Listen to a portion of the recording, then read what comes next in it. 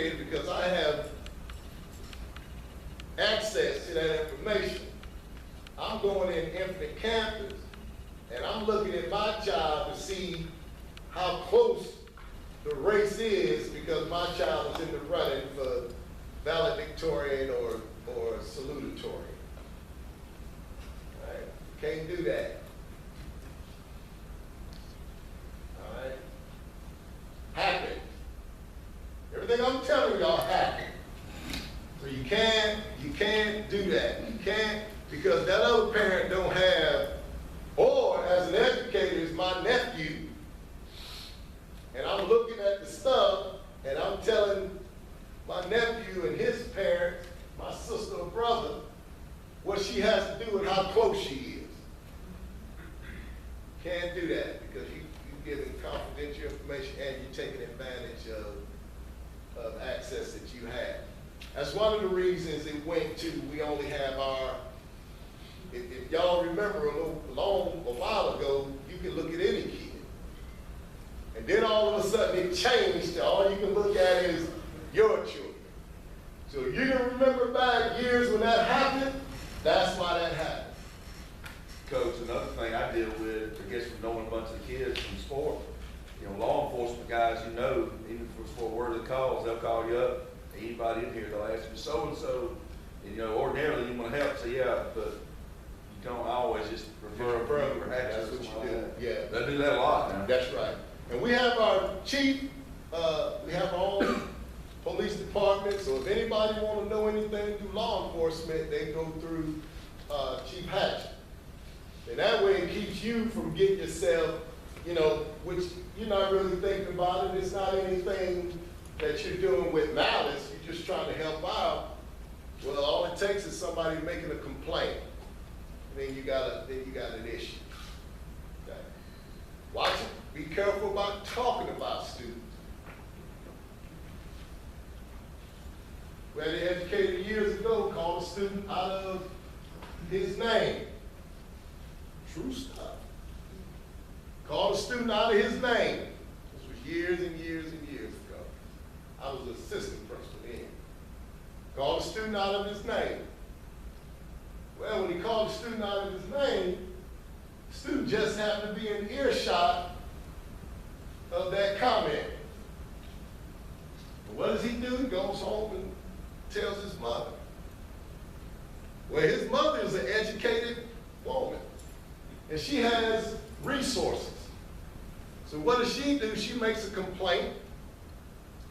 I started out with the investigation inside this building until an attorney called the board office and the superintendent had to get involved. Now that educator is reeling because she was overheard saying something about the student and about his sexuality.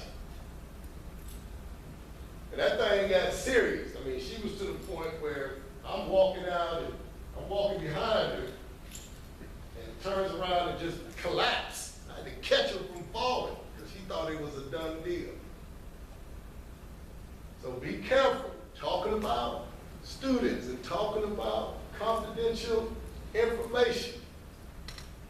Because if you overheard and y'all saw the video last year, I think or you've heard somebody was at a swimming pool having a conversation, didn't know that the person next to him was the aunt of the student they were having a conversation with. Then you got problems. Now, is that worth it? No, it's not. Not worth it. So you just have to remain what? Professional. And then you don't do that kind of stuff.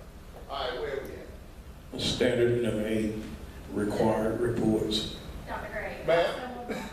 Confidential information, when we get our test scores back and you're giving your test scores to your student, make sure that you don't say anything. This is the first time I've ever had to deal with this. I got a phone call from the board office this year. A teacher pointed in her class test scores. She told the class, like, 2 of y'all passed in here. When she called his child up, gave them their scores. The 2 kids that passed, what did they do after they got their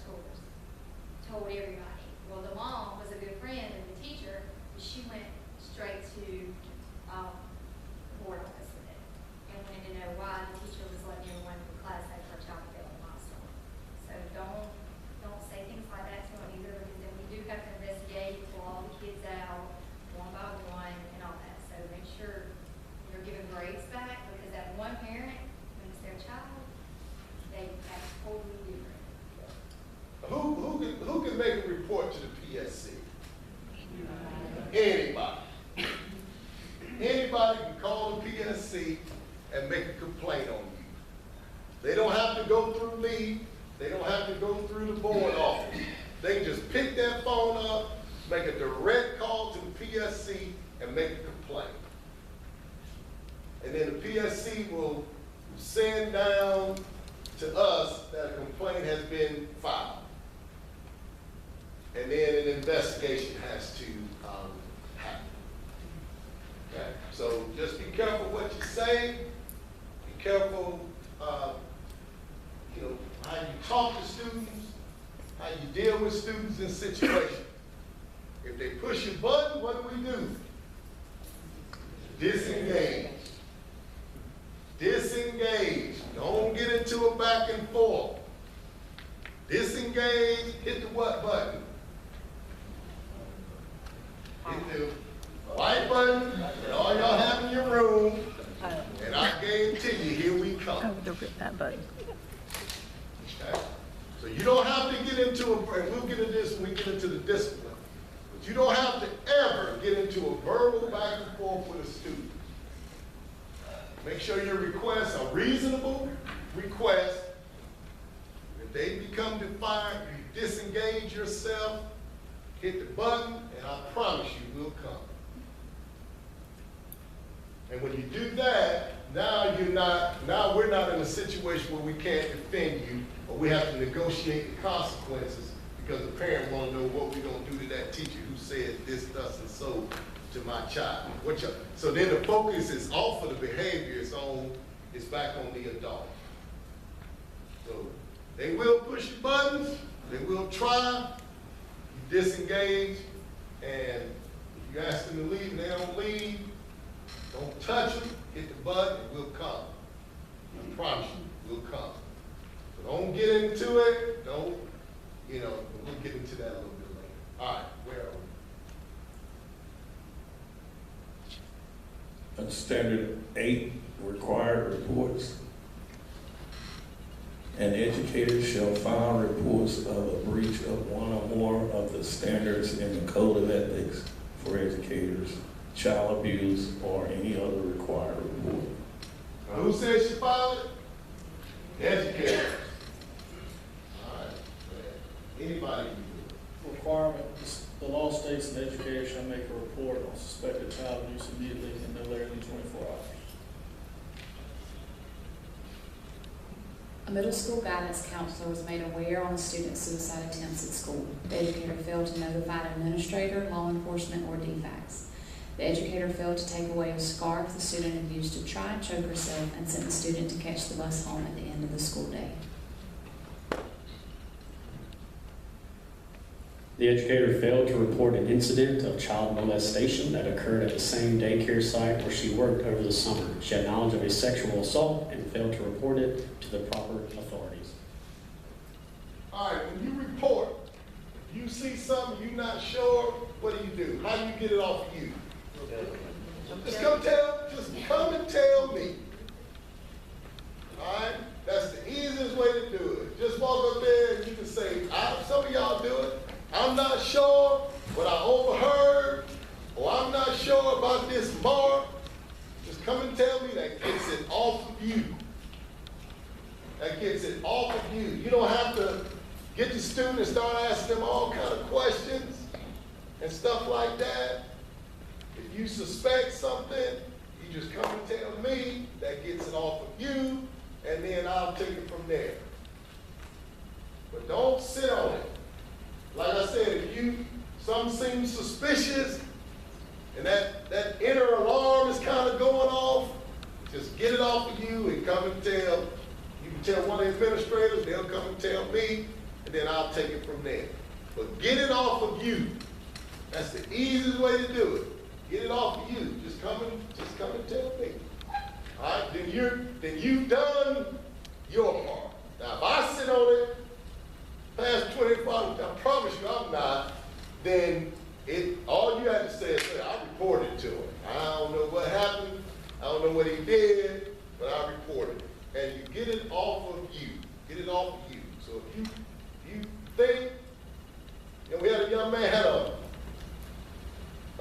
print of an iron in the middle of his chest. And you know what he told me? He told me he was ironing his shirt. He was ironing his shirt on. He had a shirt on while he was ironing it, and he burnt himself. But it was a print. It wasn't like streaks. It was like a print. Man, I couldn't wait to report that thing. And once I reported to, we get law enforcement involved, and I reported to DFACS, and then they send me a verification report form, state I reported it, I stick it in my file, and then they take it from there. Just that simple.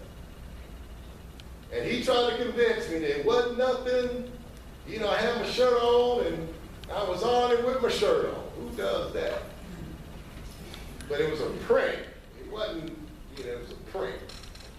And I don't care if he's on it with a shirt on, I report it. Then DFACS takes it from there. All right, professional conduct. Standard 9, professional conduct. An educator shall demonstrate conduct that follows generally recognized professional standards and preserves the dignity and integrity of the teaching profession. Standard 9, professional conduct. The educator was a coach who exhibited unprofessional conduct during an away basketball game. He directed foul language toward players, coaches, and referees during the game. An educator showed 35-minute video to his class of 5 students. During the video, 2 of the students engaged in oral sex. An investigation revealed that the educator did not provide proper supervision for his 5 students. Standard 10. And if these examples are true, these examples are true. So remember, always just remain professional. And y'all know me, supervision, supervision, supervision. I know sometimes y'all think we over-supervise, but I'd rather be accused of over-supervising than under-supervising, because those things can happen. We're not paying attention. We got a small class. We think that, oh, well, they out there, they all right. Next thing we know, they done ducked into a room and stuff is happening. All right. So make sure we supervise the students. All right, testing. Standard 10, testing. An educator shall administer state-mandated assessments fairly and ethically. Major testing violations, breach of test security, fail to provide or attend training, fail to follow directions specific in the manual, coach, prompt, alter, provide answers to students during the test, or interpret, explain, and paraphrase test items. Copy or take notes on the test items.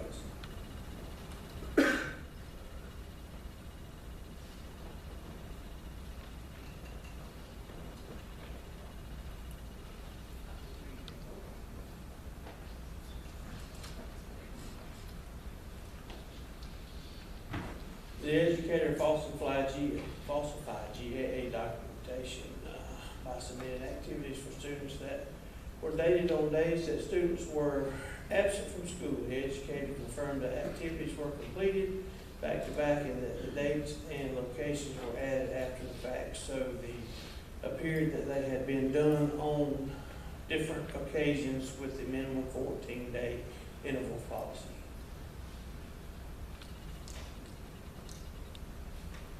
A parent of a 5th grade student reported to the principal that the educator assisted the student during the milestone testing. The administrator confirmed the allegation through statements made by students and student.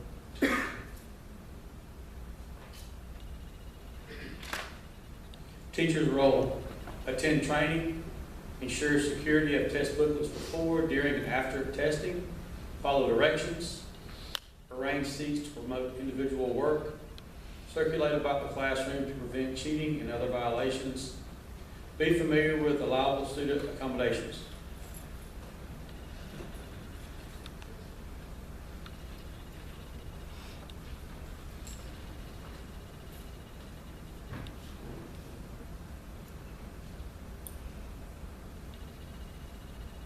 Lessons learned. Establish an environment conducive to student learning and test score improvement.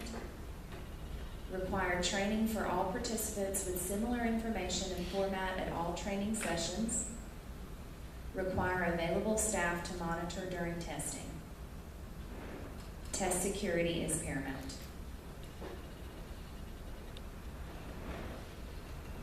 Investigate all allegations and complaints thoroughly. Consider involvement of outside investigators. Large increases in student test scores are a red flag. Having knowledge of testing violations and failing to report jeopardizes teaching certificate. Superintendents, principals, and test coordinators are ultimately responsible.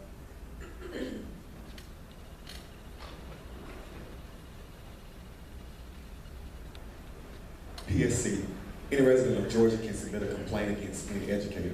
PSC requires complaints to be written and signed with contact information.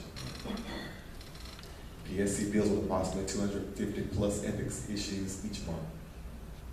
Between 45 to 50 educators are sanctioned each month. Enforcement sanctions. The superintendent and the superintendent's designee for certification shall be responsible for assuring that an individual whose certificate has been revoked, denied, or suspended is not employed or serving in any capacity in their district. Both the superintendent and the superintendent's designee must hold GAPSC certification.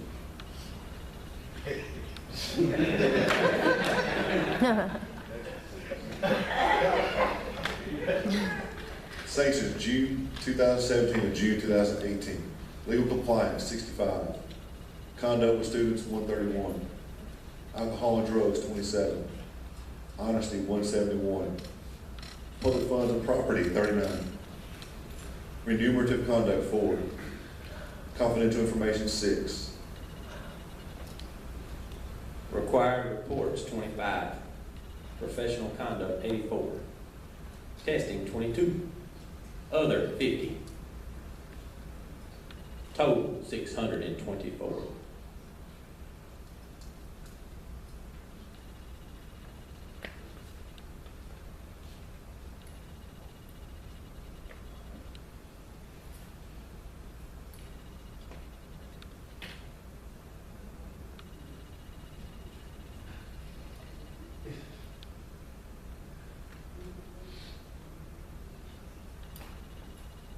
Sanctions: warning, reprimand, suspension, 1 day to 3 years, revocation, deny. Sanctions are permanent and remain on the certificate. Suspensions and higher are reported to the national database.